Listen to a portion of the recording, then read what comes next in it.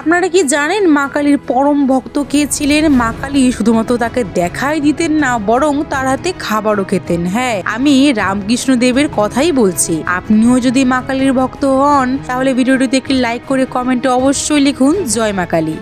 রামকৃষ্ণদেব খাবার দাবারটা নিয়ে একটু পাগল ছিলেন। হঠাৎ হঠাৎ তিনি লোকজনের সাথে কথা বলতে বলতে ঘরে গিয়ে মা সারদা দেবীকে জিজ্ঞেস করতেন আজকে কি রান্না হয়েছে। ঠিক তেমনি একদিন কিছু লোকজনের সামনে হঠাৎ রামকৃষ্ণদেব প্রশ্ন করে বসেন যে আজকে কি রান্না হয়েছে।